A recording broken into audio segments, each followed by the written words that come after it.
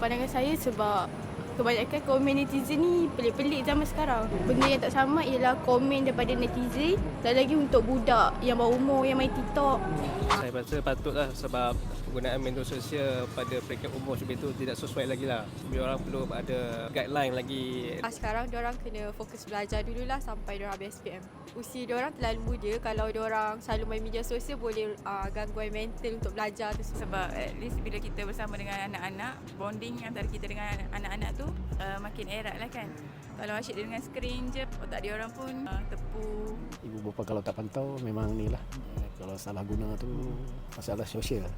Sekarang ni macam-macam kes kan, pedofil. Kalau ada undang-undang yang kuat kuasa untuk anak-anak ni, dia dapat membela lah anak-anak di masa hadapan. Kempen penting untuk semua golongan lah, untuk keselamatan internet lah, untuk dapat pengetahuan.